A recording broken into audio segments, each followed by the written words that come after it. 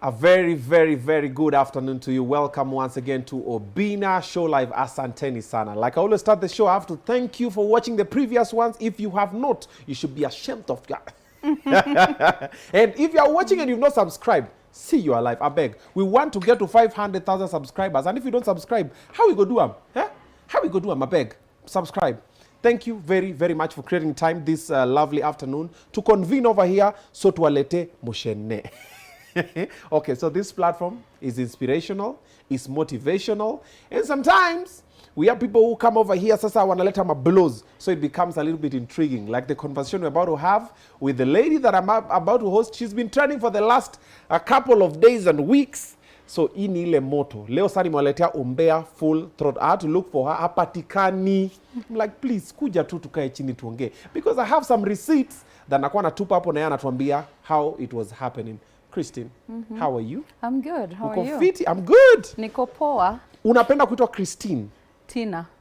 Ah. Ama ile jina ingine mumenipatia. Gani? Mentor. Si mumenipatia jina I didn't want to get into that side, but since you're already there, mentor mambo. Poa. Tina. Tina. Oh, okay. Hakuna ma Mrs. huko? Tutajua. Oh. As we continue, we'll find out. As we proceed, we shall find out. Hey, now watu walikuwa wanangoja umbea. Hey, 226 people tayari, you guys there ni kudonjo. Hello, tumefika. Hey, you guys mnapenda sana umbea. Welcome to Obinna Show Live. Thank you. Haupatikani. Sipatikani. Too busy. Nimekuwa rare. Eh? Si mumenifanya popular. Yeah. Yeah. You've seen the way the space is. Nimeona. Cutthroat. Kabisa. Kuna vitu umesoma una feel Kabisa. Actually, what I've come to realize, watu watakuambia what you don't know about yourself. Thank you. So I've learned something about me over the couple of days that I've been trending. That is so true. Yeah. I always see some things sometimes I ask my PA. Huyu ni mimi. Nili, ama nimesahau. Yeah. So you've also been there? Nimejiuliza mpaka unajua juzi niliona kumepostiwa that the mentor is pregnant. Sasa sijui nani amenieka mimba. Ni yako ama ni yako Obinna? I don't know, do you want? Staki. I'm just, hata mimi staki. I was just asking. Yeah, staki. Walisema kuna ball? Si niliona 2 days ago. God damn. Wow. So, kuna ball, kuna kuachwa. Umewachwa. Kuna fraud. Fraud hiyo niliona sana. Uliona hiyo sana fraud nimeona sana. Nanyorosha watu na college. Kuna fraud, kuna investors, kuna investors pia umefanyia hiyo maneno. Kuna bankruptcy. Haujona ya bankruptcy? Hiyo nywele ni pesa mingi. Hiyo nywele ni pesa mingi. Hata viatu ni kukopa. Sina. Nyewe wamekukaribisha. Kabisa. But before that you are a very private person. I'm a very private person. Umejipata in a space that you are not ready for. I've never been in the social media space. The way some of us struggle to get this space. Oh, when really? I struggle to run away from it, then inakuleta tu. Yangu mimi imenileta tu. But I thank God. How is it affecting you mentally though? I don't let anything affect me mentally other than myself. Oh, wow. Yeah, other than myself, nobody can break me because I try to do, mental hygiene. Okay. So I try to make sure that my circle and my space is very positive. Okay. So no one can break me. No. Okay. That's a good analogy. I like the way you're looking. Sasa nilisikia wewe niliona Obinna nikaona is it Nigerian? This one, hii jina. Focus, tuko hapa. Sasa ndio kwa maana nilivaa hivi. Tuko hapa kuongea mambo ya college. Nimeona mpaka ma bling, I love it. Hebu nione hiyo kwa mkono. Ufanye hivi ndio pia wale waambia waone. Hii haikuchukuliwa na bankruptcy. Ilikuwa karibu. Those are diamonds? Yeah. I bought this in the Bahamas because they're not taxable. So this is worth 3.5 million. God damn. Yeah. Umesema 3.5 million? Yeah, Kenya shillings. Oti. Amevaa we zombie. Kwa mkono. Tuko samaki. 3.5 million. Yeah. So I bought it in the Bahamas when I turned 35. I gifted myself this one. Kwani uko na miaka ngapi? Kama unasema when you turn 35, me I was thinking maybe unachezaka 32 hapo nini? Hapana. Nimeendelea. Okay. Hiyo tattoo pia ulichora hapo Bahamas? Sasa hii tattoo Inasema, you know, I like the Phoenix readings, eh? Okay. So it says, I'll rise up to be a better version of me. Okay. So this tattoo, I did it when I did the bankruptcy, chapter 11, that has been trending. And then beneath it, I have the name Tiwa. So Tiwa stands for Tina Wanami, which we'll discuss later. Oh. Yeah. Are there any other tattoos we need to know about before we begin the show? I have several. Oh, God damn. Okay, so let me tell you why I did the tattoos. Okay, no, to be honest, let me tell you. When I started up as a CEO, I realized that my face is very, very, very, very strong. Like, I have a strong personality. That's true. So I was trying to balance the strong personality to a more laid-back CEO in the United States. Okay. So that's why I started doing the tattoos. Like, I have this one, and I have one in my back and on my leg. So I wanted to show people that I also have a kinky kind of side of me and to balance it out. Kinky, you say? Yeah, kinky side of me, yeah. So is that, you wanted to show people that you have, but do you have? You know, you can want to show people what you don't have. No, I actually have I'm known to be, okay, this is what I've learned, being blessed at a very young age. My first business, Obinna, was at 18. I started a pharmaceutical company. Oh, wow. So at 18, because I grew up, my parents have been, you know, wonderful. And I want to say I've come up in a privileged family. But what I realized is that I grew up with two mothers. I have my biological mom and I have my stepmom, who is a doctor. So I grew up with the doctor, which is my mother, like I call her. So what I realized is that I came from a lineage of very strong women. Okay? And all I have known is how to be strong through the years and how to be independent, because that's what my parents taught me. So the reason why I wanted to have the tattoos is to show people that I can be, you know, because my work environment, my office, I prefer to be happy, positive, and also work. I think that boosts the productivity in a workplace. It doesn't have to be all work, work, work. You know, it can be work and fun. So that's what I've done over the years. So that's why I started doing the tattoos. Well, the one in the back, no, it's not for work. That was personal. So maybe that's the kinky side that you're talking about. Yeah. Because hii hapa hiyo ni wako wanaona, ya mguu wanaona, ya mkono. But at the back, lakini hiyo ni personal. Umechora nini hapo kwa mgongo? Hiyo ni personal. Sika dragon. It's actually butterflies with pink sea, you know, like the petals and stuff. Because I love all my tattoos speak about my story, and I'm very Christian oriented. So if you look at the one on my leg, it's a cross, you know, the Catholic cross, because I wanted to mean that God guides my steps. So as I grew up, you know, like, and I became more and more successful, I became more and more Christian oriented and spiritual, because I learned so much in my, you know, my life at a very young age. So they all speak about my story. Oh. Yeah. Bora hujachora nini. Unajua wengine siku hizi wanachora tu matatu. Mtu amechora Jesus pale kwa nini. Sasa you can't slap Jesus. You got me? Yeah. I've also noticed your English. Hata watu wanasema hapa walk. Oh, work. Wanasema walk. It's because of UK. No, US. Oh, you're in the US. So my mom traveled fast to the US. Okay. She's now a doctor. I'm very proud of her. She's a psychiatric doctor. And that's why I'm so much into my space in terms of my mental health. Like, she talks about mental hygiene in our home. When we are having dinner all the time, we talk about mental hygiene. Because you can see how much people are suffering through depression, how much people are suffering through drug addiction, because addiction is also a disease. So we should never pinpoint at someone, tunasema huyu ana tabia mbaya, huyu anatumia drugs. No, it's also a disease. So I am very sensitive when it comes to mental hygiene. So I try to guard my space a lot. So I grew up in the US. I went to college here at Kenya School of Monetary Studies. And then after that, I went to the United States to join my family. So my parents have been there for more than 40 years. I was there for 20 years. 20 years. Yeah. Walk.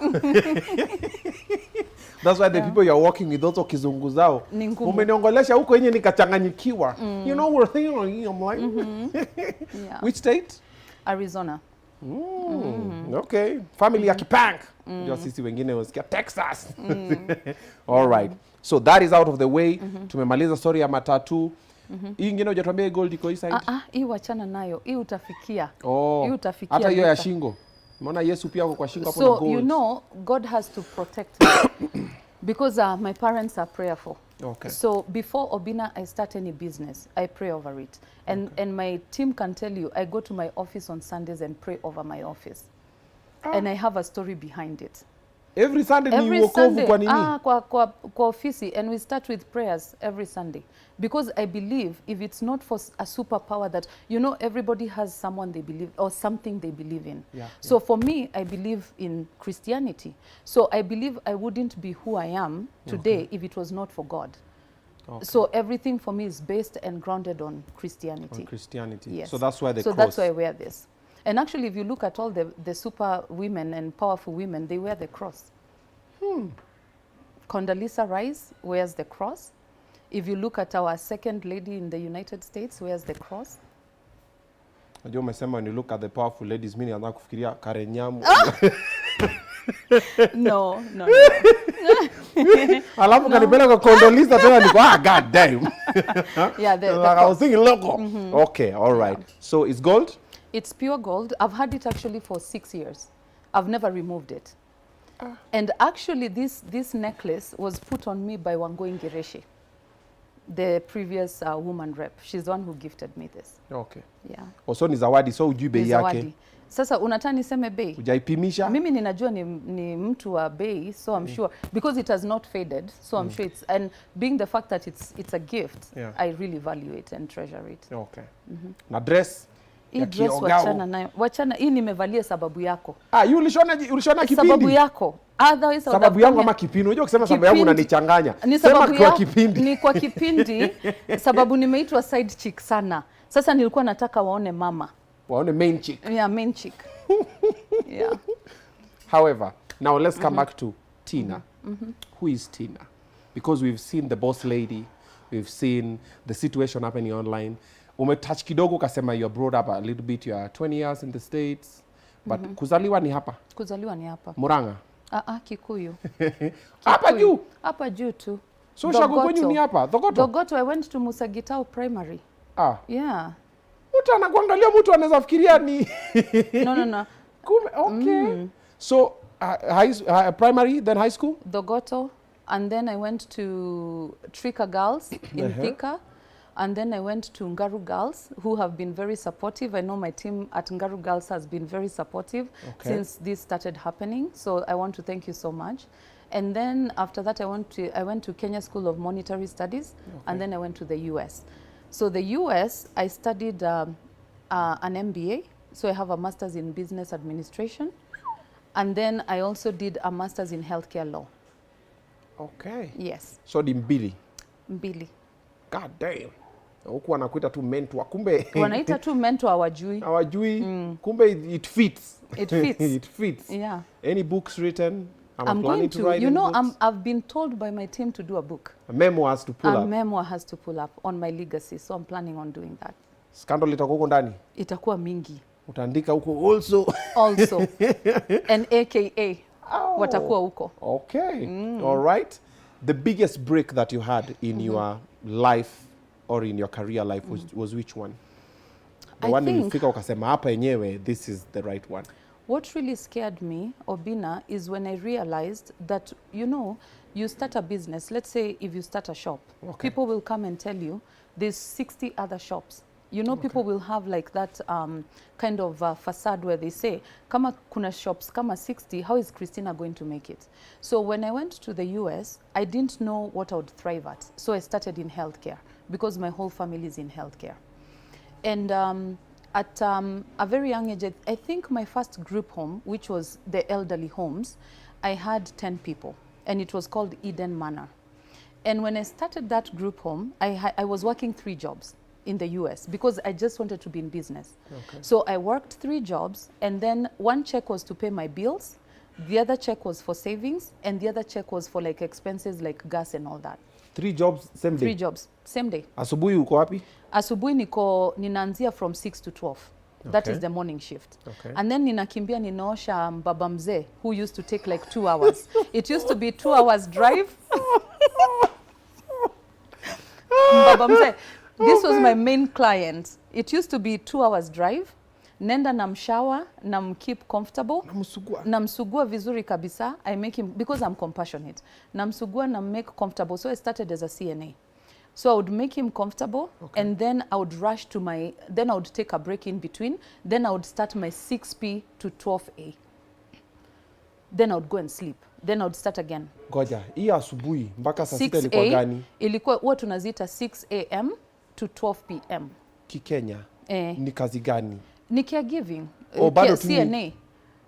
Bado certified nursing assistant. Bado kuangalia tu wanyanye na manini, kwa change madaipa. Kabisa. Then huyu mzae kumuosha. Huyu ulikuwa unaenda kumuosha. In fact, huwa ninaambia Wakenya waache maringo. Every poop you clean is $1. God That's damn. how I looked at it. Wache maringo kuturingia hapa, wengine hapa wanasema ati they make 6.2 million a month. Every poop you clean, every person you turn, that is $1. Okay? Damn. Yes. Yenyewe umetoka Kikuyu. Si unaona? So huyu kija muosha, unaenda kuosha wengine tena. Tunaziita double. So I used to kugonga double. At triple. Yeah. Triple. But you see, when you know what you're destined for, I knew this was a stepping stool. And that's what I also tell my students. You always have, hata wewe Obinna ujanzia hapa leo, you know you had a stepping stool to the next. Sasa mimi nimeosha mababu. So my nails used to be trimmed. They never used to be like this. And my hair used to be, and my hair used to be held back.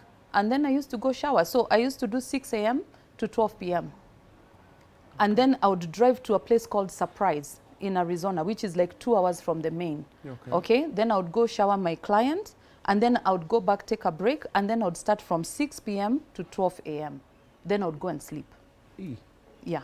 How much? So I was able to save. At that time, I know, when I started, it was back in the day. So like when you started as a CNA, the minimum wage in Arizona was 7.50, which is $7.50. So I used to make $7.50 on per shift. But now, because this client was a private client, I used to make like, they used to pay me like $2,500 a month. US dollars. At that time, it was good money. So I was able to do my car payment, to do my apartment payment, and then after that, I saved the rest. So by the time I acquired my first group home, I had only saved 25,000 US dollars, which is around what, 3 million? Yes. That's when you established UCO. That's when now I started business. Kusema sasa mimi naleta watu wawaoshe, mimi ninalipa wenye wanawaosha. Yeah, but you see, when you start, you have to do all the dirty work. And for me, when it comes to business, I start from grounds up. I've never bought an established business. I love to do my own policy writing. So I started from grounds up. Okay, I was the caregiver, I was the chef in that home, I was the manager, and I was the med person. So I did everything myself until I was able to hire other people. So from that, I grew to 6 homes, which was a total of 60 patients. Wow! And at that time, I was around 21, 22 years old. Yeah. Okay. We get the point. We are not doing fine. You're not doing fine. We are not doing fine. We are struggling. At 21, you have 6 homes. Yes, I had 6 homes, and I would manage them myself. So I managed those homes for like, I would say 3-4 years, with the help of my family, of course, but I used to be the main manager, and then I had my brother. So my brother was in the military. So whenever he would come, he would help me out. So I did the 6 homes, and then at that time, I suffered tragedy. I lost a child, my first child. So I had a pregnancy of triplets. So I carried 3 babies, and the identicals passed away, so I was left with the fraternal. Now, was this an arranged, because for me, my life has always been so organized, okay? To be able to do so much, I have to have an organization. So at a very young age, I knew somehow I didn't want to be in a grounded relationship. Basically, I didn't believe in marriage. Ndo unaita grounded. Yeah, grounded, you're grounded, you're. Oh, marriage siku hizi inaitwa grounded relationship. You're grounded relationship. Ulikuwa unataka kuwa free agent. I wanted to be free. Unalima ukisonga. Yeah.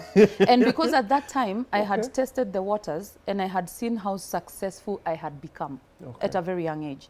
So at that particular time, I was not ready for marriage. So the notion is somehow true that when ladies make a lot of money, they always feel they don't need a man. That's exactly so that's it. What you and felt. I'm going to talk about that. Okay. So what I did is I sat my family down, and I told them, listen, I'm going to do in vitro. I want to have my eggs retrieved, and I'm going to freeze them, and I'm going to have babies whenever I want to have babies. Because at that time I was so successful, and I could see where my life was leading. And men were useless. And men were useless at that time. And even now I feel they're useless. Even now. Damn. Yeah, even now. Hey, yeah. Emotional damage. Because sasa umeweka mayai zako kwa fridge. Sasa nilizifreeze. Unaona sisi tuko useless. Yes. Kai. Because I can afford to do it. Lakini, koja kidogo, before we move. Unajua mwanaume kazi yake si mayai peke yake, si ndio? Ni kusumbua. Mwanaume ni kusumbua. God damn. Yes, mwanaume ni sumbua. In my own opinion, I believe in the notion of marriage. Like I believe in the entity of marriage and the divine, marriage, whatever. And that marriage wins for those people. But for me, I don't believe in it. Men are useless. For me, I don't believe in it. To be honest with you, I don't believe in it. I think it's a corrupt space. Okay, uko na watoto? Yes, I do. How many? Beautiful babies. I don't need to say how many. But ni mayai zako zili? Na kuna za mwingine. Of course. So eventually kuna za mwingine, but at that time when I was doing really well in the US, ni mayai zangu, and then I bought the sperm. So ujui huyo Morio ni nani? Niliona picha zake. You buy them from. Sure. Sasa si ninakulipa, so you're living off of it. Do I need to bother? Bora ni unipatie mtoto mzuri. So how hawajui baba yao? We don't want to say that because my kids might be watching, but those are my children. Okay. Last question on this men useless and mayai freezing situation. Hakuna mtu aliku? Sikutaka. Nikisikia tu umesema commitment na kimbia. No, semi commitment nasema Hakuna. Hakuna. So hujawahi enjoy? Sitaki. Na ukitaka hiyo una sign prenup kwanza. Unafikiria wanaume wanakuja pesa yako? Sana. Sana. Wanaume wafikiriani pesa, wanafikiria number plate. Wanasema God. Angalia number, umeona number plate yenye nimepack pale nje? Sijaenda kwa pale. Omosh. Unatakikana uone. Ni gani iko hapo? Prenup. Yeah, you have to enjoy. You have to sign. And now I've added another one, non-disclosure. Sababu nimesomeshwa na Kenya. So nisiambie Mamorio? Sasa kutakuwa na non-disclosure. Mimi nakuja na receipt, naambia chekini mazee. Mali. Okay, anyway, let's go back to the story. So you are, at this time you decided men useless, you don't want men. Mayai umeweka kwa fridge. So ukakalisha familia chini. I sat my mom down. I remember she's the one who drove me to get my first implantation. So the doctor who has done all my kids is called Dr. Amos, and he's doing very well right now. Actually, he has the best rating in Arizona, and I'm thankful to him because he walked through the journey with me. So he made my first babies in the laboratory. At that time, when I did it, is when the Kim Kardashians and all that, it had not even hit Kenya, because we are talking of like 10, 20, 15 years ago. So like there's something called genetic testing. It was very expensive. So when I did my first retrieval, I did not do a genetic testing. But when I did my second retrieval, I did genetic testing. God dang. So genetic testing is where you know whether you have girls or boys. Okay? Genetic testing is where you're told which egg is A+ or substandard. So you decide which one you want to transfer. So for me, I transferred 3 eggs. I transferred 2 eggs because I was very young, and 2 split. So I had 2 identical and 1 fraternal. So the fraternal made it, but the identical passed away. So microwave ilikata kunini? No, haikukata because they were born. They just had an infection in the hospital. So I carried them to term. No, actually not to term because they were born at 30 weeks. Ngoja, walikuwa kwa tumbo? Yes. Ikakuwa huu? Wewe tumbo yako imefika huku? Imefika huko. You know when you said microwave laboratory, mimi nikafikiria wanaenda huku check unasema so the babies. we create them and then we put them in you. So all you do is you carry them. Okay, nimekupata. Yeah. So walipikwa, fungwa. Yeah. Yeah. Oh man, damn. So ukabeba watatu. So I found out I had 3 at a very young age. So I carried them to 30 weeks and then when they were born, 2 of them passed away, but one of them passed away after 1 year. Okay? Oh, so yeah. one of them passed away after 27 hours of birth. It was a boy. And then the twin, the identical twin, passed away after 1 year. So after going through that, I realized that I loved death and dying. Huh? Yes. So I fell in love with death and dying. Kimi sasa unaanza kunishtua. Tulifaa tuongee mambo ya college. Sasa tena Sisi tumeingia kwa tutaongea. mambo ya death and you love death and dying. Yes. I fell in love with practicing and like death and dying. So I did my nursing degree. Oh. Because what I realized is that in as much as it's important when you give birth, so is it as important as when you're losing a loved one. Unaelewa? So what happens is that we lose in the system when people lose. Let me give you an example. When a couple loses a child, the way a man grieves is not the same way as the way a woman will grieve. Okay? Mimi kama mwanamke nitenda nikizungumza. You know, I'll be able to vent. Sometimes the man holds it in and blames himself because the man is the fixer. The man is the one who is supposed to take care of a family. Yeah. So you find that grieving for a man and a woman are two different things. Okay. And so at that time when I was going through that with my family, because remember, there was no father in the picture. Okay? So when I went through that with my family, I realized that if it was not for the nurses and the doctors who stood beside me, probably I would have been left, you know, somewhere in limbo trying to deal with my grieving process. So where people go wrong is where they think a miscarriage is not a grief, like a woman does not grieve over miscarriage. Yeah. That woman still goes through that pain of loss. Yeah. You lose a child within days of giving birth, you still grieve over that child because you had connected with that child in utero. Okay? So going through that, I realized if it was not the best team that I had at Phoenix Children, which is the third best children's hospital in the US, then I would have been lost in the system. If it was not for the good doctors who worked. Because remember, Obinna, my child who died at 1 year, I'm the one who bagged my child. Nikamweka kwa mfuko ya mochari, nikampeleka mpaka mochari. I did it, yes. Nani anakuwa na mfuko ya mochari kwa nyumba? No, si tulikuwa kwa hospitali. He had never gone home. So my son suffered throughout. He had never come home. For 1 year? For 1 year. My life was waking up in the morning, going to the hospital, and I would leave the hospital at 12 p.m. Then I would go and sleep and start again. So for 1 year, all I knew was to take care of this child. And so you are neglecting the other one? So the other one was at home with a nanny, and my family has always been there to support. So I wouldn't call it negligence. And at some point, the hospital got to know me. Because Obinna, remember, I had one child in the mortuary, I had one fighting for his life, and then I had one at home. Unaelewa? Because the one who died within 27 hours, sikumzika bado. Ulikuwa ngoja? Because I was going through so much. So the people had, the hospital that I was working with heard about my story. So they said, Christina, don't think about burying this one. In fact, they didn't even charge me for the mortuary for the 1 year. So they told me, don't bury this one, wacha akae hapa, while you're dealing with the other two. Because even the one who went home still had issues. He's now a beautiful 11-year-old, tall, you know, handsome boy.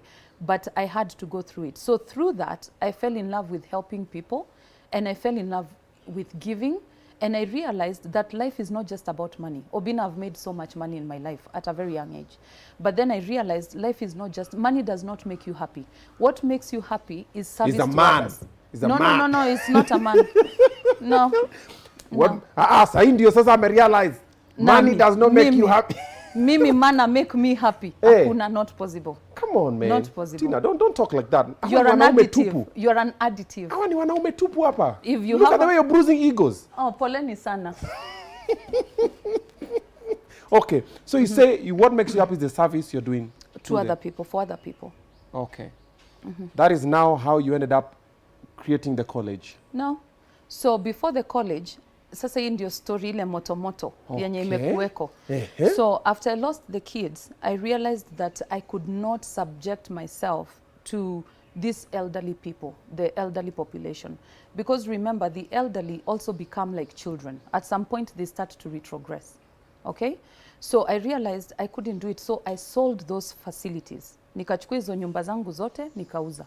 6 of them. So I sold them because I realized because Obinna, if I cannot do something right, I would rather not do it. And at that point, mentally, I was not in the emotional and mental state to take care of other people, other than take care of me and the child that had survived. Okay?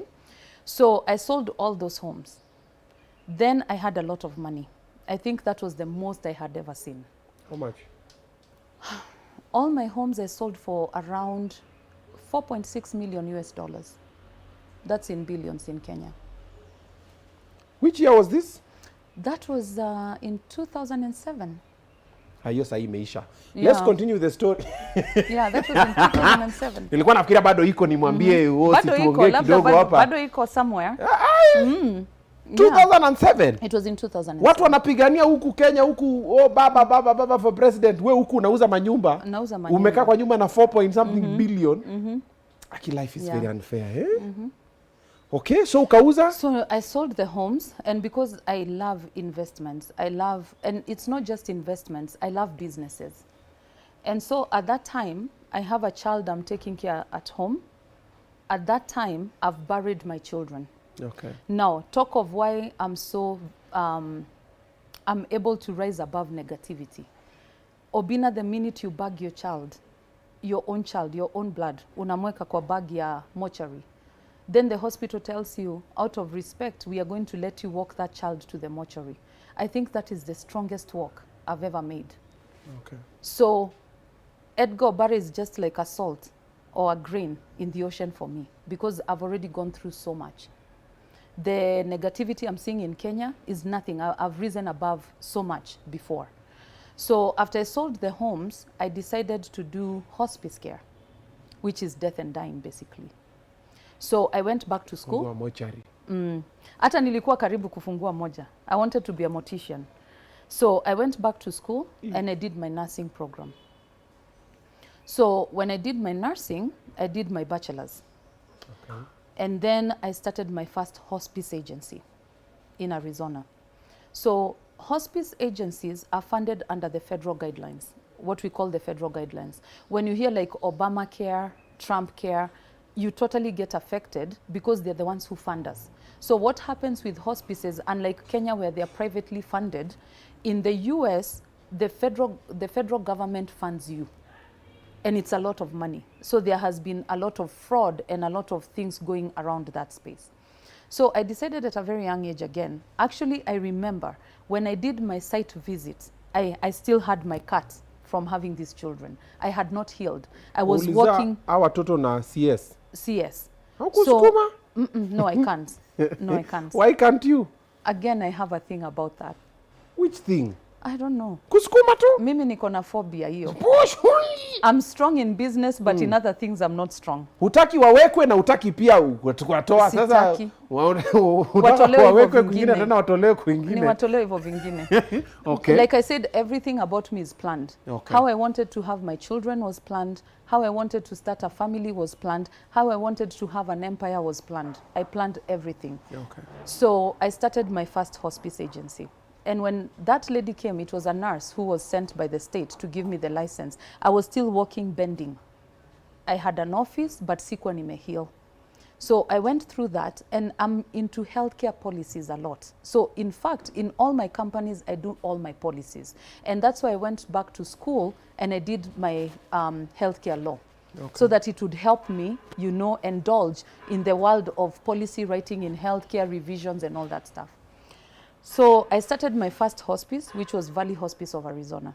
Successfully ran it for 12 years. It became number 2 in Arizona. At the same time, I was serving in the board of directors in Phoenix Children's Hospital, where my children died. So at that time, I remember I partnered with not Cicely, but McDonald family, and I built a kitchen at Phoenix Hospital, Children's Hospital. So I funded a kitchen in that hospital. And that was the only way I could vent out. That was the only way I was able to grieve my dead children. Okay? So mko na biashara? Yeah, so uko na mkono ya wagonjwa. Mimi nina mkono ya wagonjwa. Yeah, because if you've opened the other one and it's successfully 6 homes, making money, then you sell it, you come, you start another one again, then it just works somehow.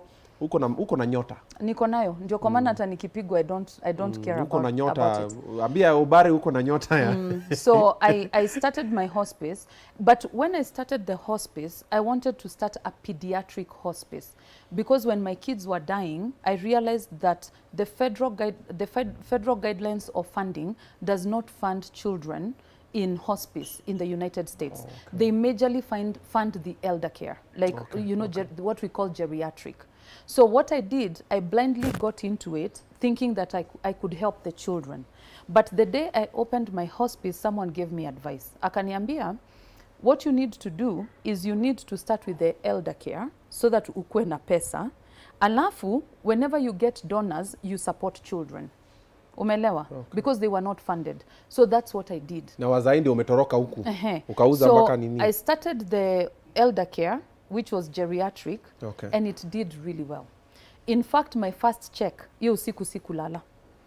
Because it was so huge, I could not sleep. What is so huge? My first check, my first payment was $250,000 US. But you just sold the other bill for a couple of millions. No, Why is this in this business, you see when you open a business, you expect it to be in the red for some time. Okay. And I was not in the red for that long because people understood my story. So people were able to associate with my story. Okay. And the reason why the company grew so huge is because people felt Christine understands my story when I'm losing a child or when I'm losing a mother or when I'm losing a father because she had already walked that path. Okay. So when I got that check, I was like, oh my goodness, this business is going to be huge. And mark you, most hospices are run by nurse practitioners, doctors, and I was running this alone, all alone. I've never had partners in my businesses. So I ran the company successfully for 12 years.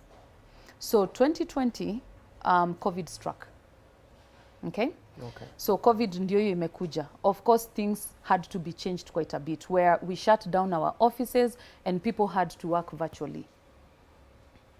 So at that point, when I started my company, God blessed me with a woman called Marie Canasas. And she's like a mother to me. She's very dear to my heart. So Marie Canasas was our director of nursing. So basically, Marie oversaw my entire company. So when I started the hospice, I realized that I needed other different services. Did I want to subscribe to other people? No. So I built an empire out of it. So out of that company, I started my own pharmaceutical company.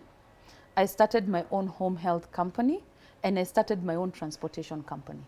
So what happens is if this patient needs like a hospital bed, I would just get it from my company and service my patients.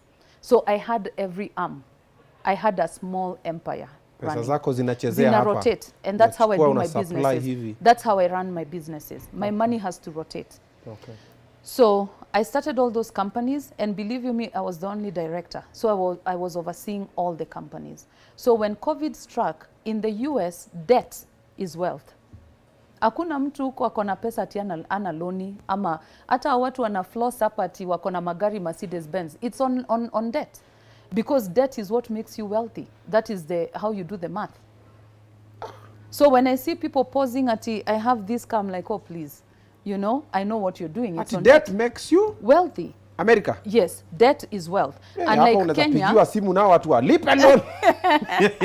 Tunakukujia. Yeah. So uko loan ni sawa? Loan ni sawa. So wewe ulikuwa na malone. So that's how you build your credit score. So remember we have the credit score tied into the debt. Okay. So excuse me. How you deal with it is how you pay. What people look at is if Christina was given a car on debt, okay? Is she paying that debt every month? Okay. So my company had accrued, because it was such a huge company, I had accrued so much debt. Okay? So when COVID struck, of course, our financial base ikaanza kuteremka. And the other thing we struggled with was staffing. Because remember, most of the nurses walikufa, wengine wakakataa kufanya kazi, most of the doctors, went on, mtu anaogopa COVID and all that. And most of the industry, the much industry that was affected was in the elderly care. Okay. So unapata mulikuwa munaona hawa watu wazee ndio wamekufa wengi. Munaona like in a rehabilitation center 20 people died today out of COVID. So a lot of nurses did not want, and most of those rehabilitation centers closed down. So they did not want guests to go in. So when that happened, of course I was not able to continue with the trajectory, successful trajectory. So I started seeking other ways of relinquishing this debt and taxes, because at that time I had over $9 million worth of debt. Okay, not owed to the federal government but owed to vendors. Labda wewe ulileta napkins, mwingine akaleta vitanda, mwingine, because we used to buy these beds, you know, in cash, and then we would subscribe. So, you know, the invoices were not being met. Which again, when I see people bashing me at she filed bankruptcy, you should look at the kind of bankruptcy I filed. Because I filed the same bankruptcy that Trump has filed like 3 or 4 times. Just when you female Trump. So, there's nothing new. So ulienda kuambia federal government kimeniramba? Yes. At that point we had to, because number one, if you had employees, you had to pay them more than what we used to pay them. So there's that rating that came, ilikuwa inaitwa COVID rate. So hiyo COVID rate ikapanda sana, because now in hospice hawa ni kama travel nurses. Okay? So we could not keep up, you know, with the check and balances. We could not keep up with the change in the world, you know, because it changed the entire world, I believe COVID did. So we used to work from home, and you had to pay people full-time. They will not commit to full-time hours, so you lose productivity. Like there was a lot of, you know, things that affected clients companies. Pia wanadai. Yeah, clients pia wanakufa. Unasikia client amekuwa mgonjwa. And you see at that time, we were required by the government, if an employee subscribes ama aseme nimekuwa mgonjwa, you have to pay them until they recoup. Whether they are working or not. So there was a lot of, you know, unproductivity and all that stuff. So it affected every company, not just mine. At that point, Trump was the president, and he gave us a lot of, you know, money to push on people keeping these employees on board. But at that time, remember, my company had run for like 11 years. So we had accrued a lot of debt and a lot of, you know, things. So I sat down with my lawyers, and what they advised is, Christina, you qualify for Chapter 11, file Chapter 11, because it is a civil right. Okay, it's a civil right. It's not a conviction. It's not a criminal offense, like Edgar Obinna is saying. It is a right. And in the US, we have several different kind of bankruptcies. Okay, so we have a chapter. We have the Chapter 11. We have a Chapter 13, which is really new, and we have a Chapter 7. So the Chapter 7 ni ya mtu ordinary.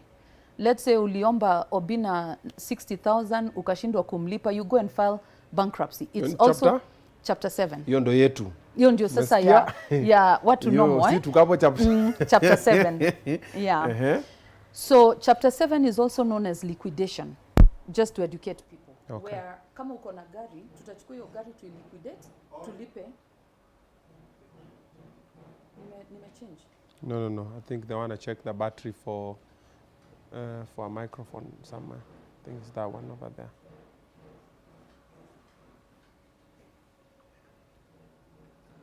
Cheza, play the ad. Play the ad, the one I sent you.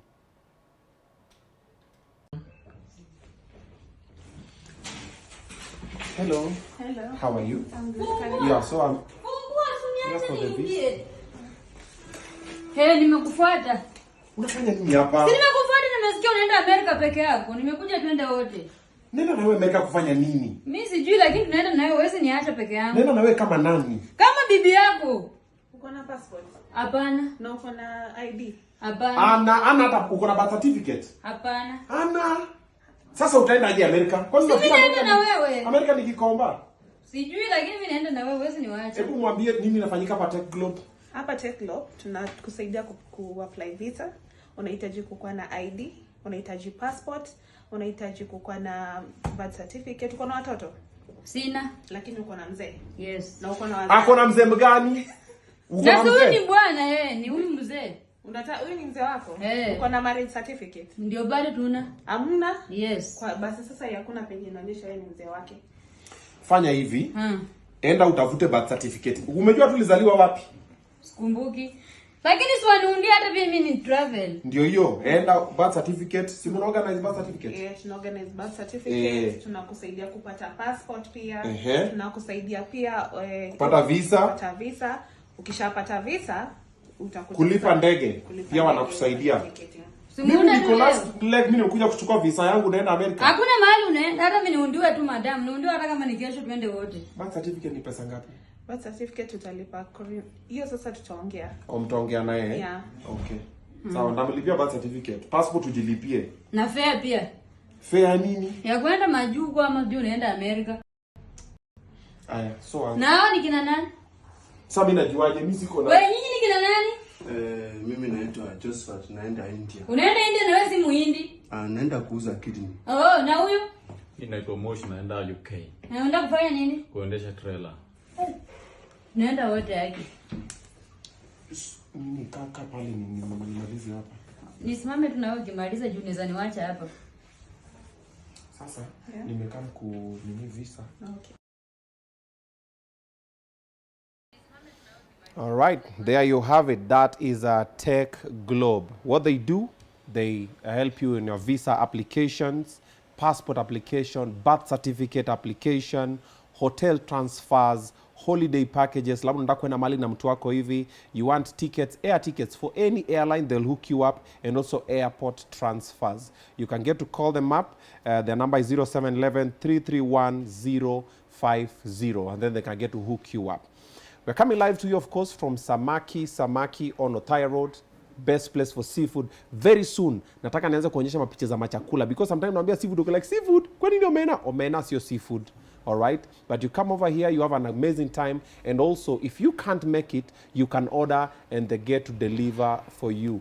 The number should be on the screen. That's 0737-345-667. Wanaleta mpaka kwako lobster, unaenjoy na watu wako. Wacha turudi kwa conversation.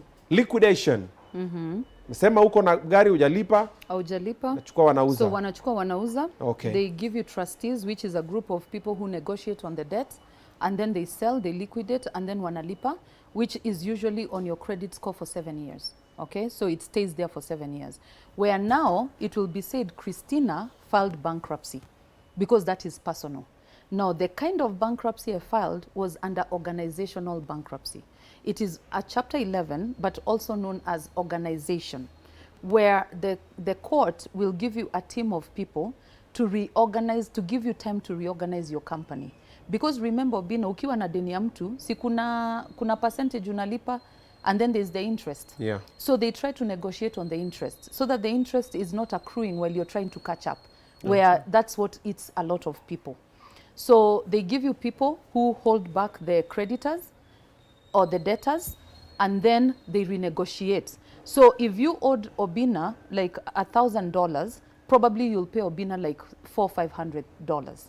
So it helps you catch up on your debt. Okay. So when I went through that, of course it was published all over the newspapers that Tina Lewis, the director, had filed bankruptcy.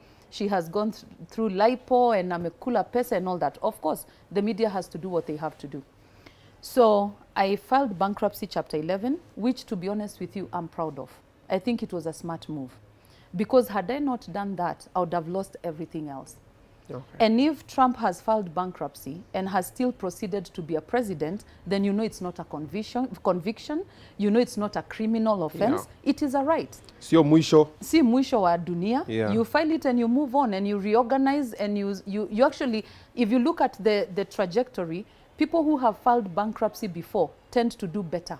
Because then you learn from the mistakes that you made before in business, and you learn more, you're actually wiser by the time you rise up.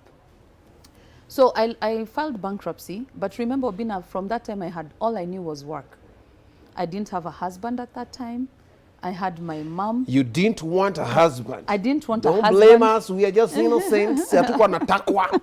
Sema I didn't want a husband I didn't want a husband at that time. Yes. So I decided you have one child. I decided to slow down. Okay.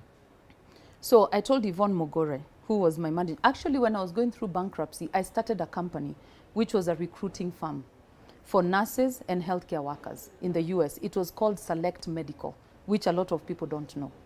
So when we started doing Select Medical, we got an offer or an agreement or a contract. Okay. We signed a contract with a facility that owned other 6 facilities.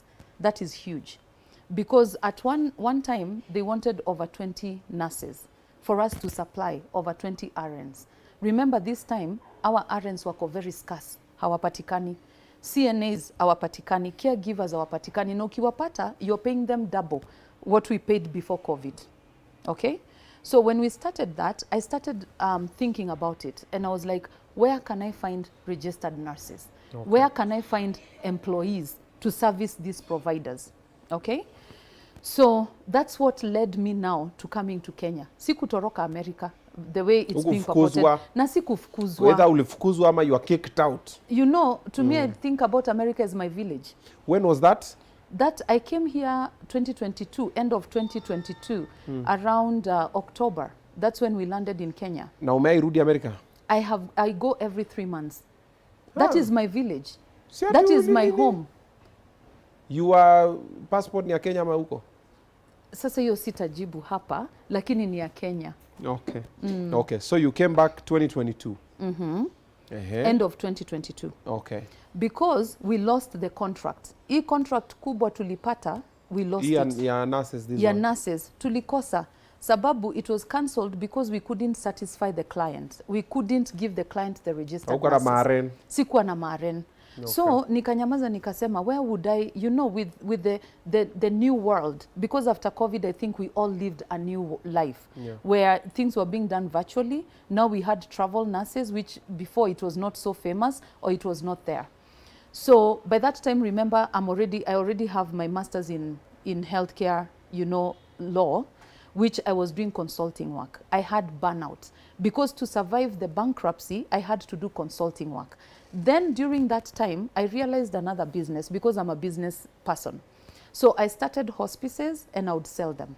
So what people don't realize is that by the time I filed my bankruptcy, I already had another hospice running in Nevada that was very successful. It's called Comfort Hospice and Palliative Care. So before coming to Kenya, people came to me and they offered money and they were like, we want to buy this hospice in Nevada, because Nevada is a very strict market, and I had achieved, you know, starting a hospice in Nevada. So when I started that hospice, it had a lot of potential. But remember, sasa Obinna nimechoka. I've decided I want to go home, rest for 1 year, and then come back and do this running around. Let me ask you, when you sold the other homes, you made a couple of millions. Then later you came and then opened hospice. Then you also made money, then somehow you went bankrupt. So these millions that you made on this side, is it Kenyan billions, Ilienda? Sasa sizime, you know, when you're starting a company, so you have to have capital. So yeah, hospice is very capital intensive because you have to be accredited by the federal government. So basically, you service patients for like 6 months or 3 months straight before they can give you accreditation. Meaning, unalipa madaktari, unalipa nurses out of your pocket. So it's very capital intensive. And that's why most of the people cannot start it. So 4 billion ilishia huko. Ilishia huko, but silirudi. After I started, silirudi. Si uko bankrupt hapa? Hapana. Sasa si nimeuza group home, nikaanzisha hospice. Na ikakunyorosha pesa ikaenda 12 years. It drove for 12 years. Okay. Then I started another hospice in Nevada. Nevada, which is doing good. Then this one the first one filed bankruptcy. Okay. So I was still left with the Nevada one. Okay. Okay. So Comfort Hospice and Palliative Care, I was approached by someone, very nice guy. I actually look at him as an angel at that time because he offered me quite a bit. He offered me, at the time I sold that hospice for $800,000 US. Okay, so by the time I was coming to Kenya, I was not coming to work. 800,000 USD. Yeah, I was not coming to work. I was actually coming to relax with my kids, then pick up and go back. I was not coming to stay. Okay. Neither was Yvonne coming to stay. Because what happened was not a federal fraudulent activity. And that's why I'm still able to start such hospices. So Yvonne ni nani tena? Yvonne Mogora is my manager. Oh, mwenye mlifukuzwa naye amekuwa mwenye tuli apparently mlifukuzwa naye. Okay. Mwenye tulifukuzwa naye na hatuwezi rudi. Okay. So Yvonne has been to the US 3 times since we came back. I've been to the US every 3 months since I came back. In fact, I think this is the longest we have stayed without going back to the US. Because we still have businesses in the US. We still have family in the US. In fact, for me, I'm here alone with my kids. My whole family is in the US. Same is for Yvonne, other than the extended family. Kids, si ulisema ni mmoja. Uliweka wengine tena kwa microwave? Ngoja, niliweka wengine ngoja. Kai. Ngoja, tutaongea hiyo. Because me last I checked, there were 3, 2 wengine kidogo. walikuja, si watoto ni baraka. Watoto ni microwave. Hapana. Kwako. Watoto ni baraka. Ati anakuja na zani yake, wanakuja na microwave. Yeah. Okay. Okay. So 2022 you've come here with your manager. Holiday. Relax. In fact, what I told Yvonne is, Yvonne, are you willing to go? Because you know I needed help kwa airport kukuja na nini. So I told Yvonne, can we go to Kenya for 1 year, rest and then come back? But remember that time, tushauza kampuni moja, Comfort Hospice. Okay. So we had money to thrive for a whole year. While I was thinking of other things to do and all that, and how to invest this money. Of course, you have to think of investment. May it be here, may it be in Europe, I had to think of investment. Sema 800,000. Yeah. Tupige sawa. You umesema 2020. Your time 2022. Dollar badi ilikuwa. We did 2022. Okay. So 800,000 times, tuseme your time labda dollar ilikuwa 105 ama 110, somewhere there.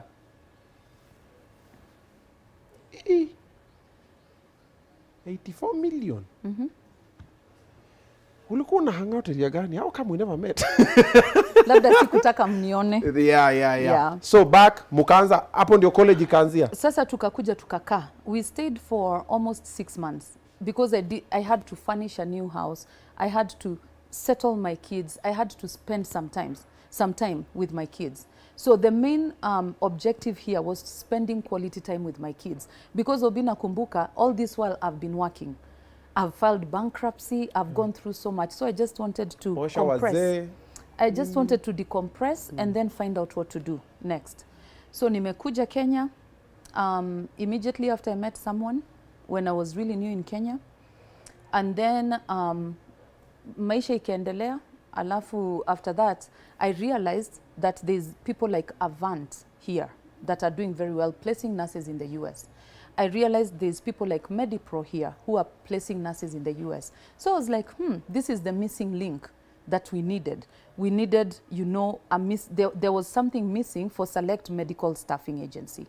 So I actually went to their offices. Nika pretend mimi ni nurse, niko willing to work. So I wanted to learn how do they do it, how do they send people abroad and all that stuff. So I learned all that, and that's how now Westwick College was born. Because I realized there's a niche and there's a need for it.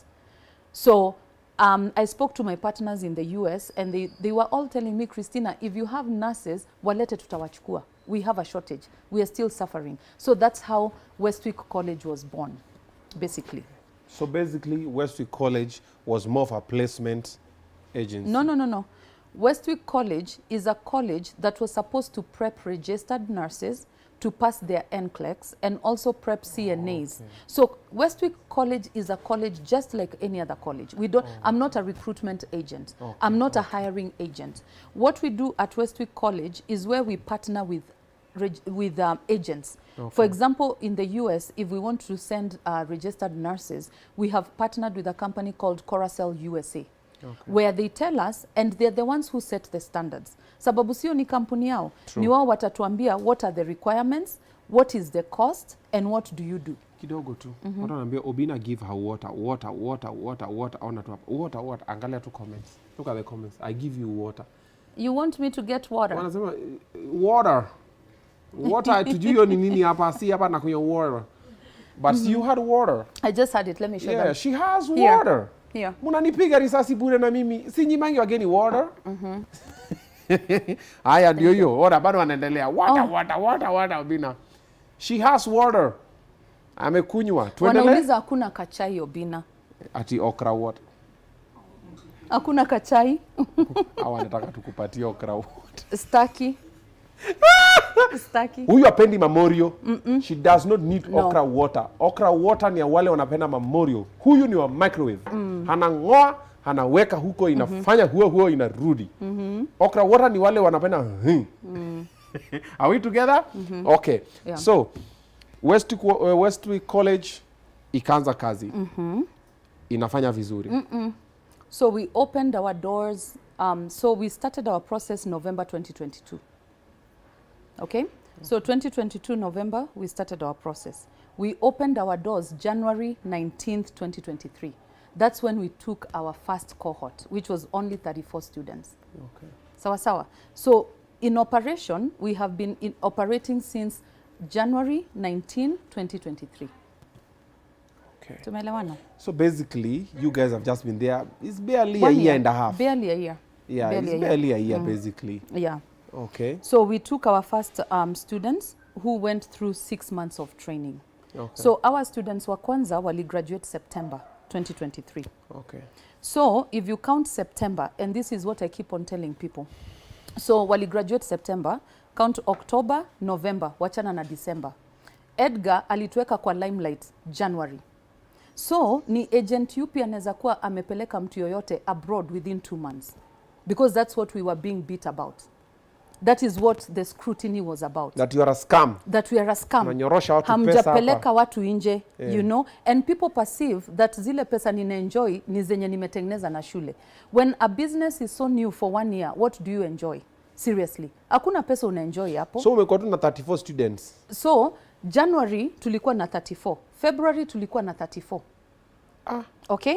So 34. tulipoanza kuchapwa, tulichapwa because of 68 students. Hao ndio walikuwa wanatuchapa. So one of the students spoke about it. So one of the students went to Edgar. With the T. With the T. That amupeleki watu America. Atupeleki watu America, sisi ni scam. Christina ananonea Kenya. Christina kazi yake ni kuchukua. Why do you think that happened? Was there something you did that made the people feel like... I think it's just impatience. I think people had a lot of expectation from us, and they were impatient. And remember, the people we deal with is a population that is desperate for work. Yeah, okay? True. It's people who are desperate for work. So mtu akikuja ana expect vitu zitaenda mbio mbio, you know, fast. So when that did not happen within 2 months, I remember around October I started receiving, October 2023, I started receiving emails. Okay, kwa my company email, which is ceo@westwick.education. So nikaanza kuona huyu mwanafunzi ananitumia very disturbing emails. Akaanza akasema aliuza mwili yake to come to Westwick College, atujamfanyia chochote, you know, and then she started like blackmailing us. So I started like looking through to see what student could this be, so that if we can reach out and help, because I'm all about empowerment. So if I can do something for you that will make you comfortable, I was willing to do it. Okay. So that student went ahead to send our whole team very disturbing messages for some time. I would say it went on for from October to December. And what we decided to do, including threatening our life, what I decided to do, ananiambia wewe nitakumaliza, you know, I know a lot about you from the US, I've studied you and all that stuff. So what we decided to do was not to talk about it. Because for me, I thought, Obinna, this will wash away. These are just threats, they'll wash away. Okay, this is someone Little did you know. Little did I know. The tea master. That the tea master alikuwa buying bundles. Alikuwa nangojea. Na buy bundles. Yeah. Okay. So, now, let me fast forward a little bit. So, huyu ametuma threats ni nini. So, basically, the student is the one mwenye alipeleka kwa tea master. But why was your college raided? Because kani mushene nini hizo wanasemanga na zinaisha. Mbona uliraidiwa na DCI? Juzi. Yeah. So, unaongea about this year? Yeah. Because you are... Okay, so 2 things happened consecutively. So, you were raided. It was on a Tuesday. And the same Tuesday that you were being raided, there was an impeachment process that your name was being mentioned. Ebu ngoja, sikia uko na hiyo video. Ebu cheze hiyo video kwanza, so that we come and then we discuss, we analyze what was happening. Up to where we are, and that is what we will be seeking to prove. It's also been challenging, Madam Chair, that I've had to enhance my security. It's not been easy. I've been followed by unmarked cars, strange people, but we will soldier on.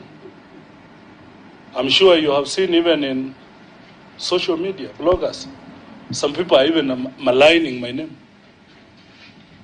okay, trying to purport that someone was charged somewhere, who is my wife, okay? For that matter, I want to be clear that my wife is public knowledge. Yeah, so I know it comes with what I signed for. And I'm just want to declare my commitment that I'm ready to soldier on for the people of Kenya, for the integrity of the Republic of Kenya, that we are ready to soldier on. Thank you so much. We have not received any submissions from the other end. We just met them in corridors, but I have not formally been served by any documents. So we await for your directions. Otherwise, thank you so much.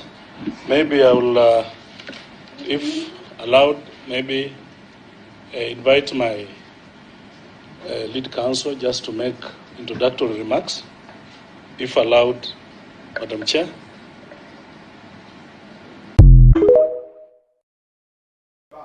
So we've seen the video. 3 things. 1, why was your college raided DCI? You are mentioned around the same time when a college is being raided. And thirdly, do you think it's a coincidence? Because mi naona ni kama kuna wanasema palipo na moshi, either pana moto ama palikuweko na moto. And also, let me just throw this in there. Are you and Mheshimiwa Wamboka, because when umejua you were microwave, was he your microwave? Nauliza tu, na niko na receipts pia, tutakam kwa but tuanze, tuko na receipts. So tuanze kwanza na, why was it raided by the DCI? So it was on a Tuesday. Yes. And remember, I've been fighting this fight, negativity, since January. Okay. Okay? Not knowing where it was coming from. Because Obinna saa zingine ukichapwa, as a human being, you don't know. Like unapigana, but you don't know who you're fighting. True. So at the time, I didn't know who I was fighting. I didn't even, all I knew was that I had to stabilize this company. So on a Tuesday, I was actually supposed to leave for Poland the next day at 1 a.m. So I was leaving for Poland to go fetch work because we have 20 students who are lined up to travel to Poland. Okay. So mimi huwa situmi watoto wa watu mali sijaenda because I'm also a mother. And secondly, I don't want mtoto wa mtu ende kwa kampuni fulani ateseke uko kusemekane ni West Week. So what I normally do is I first go, sit down with the company, figure out the company, feel comfortable with the company, then I start releasing the students. Okay? So at the end of the day, it's not all about money, by the way. It's about doing things and doing things right. So everywhere that I have sent my students, if I've ever sent any, because right now we just had one student who started in the UK, like last week.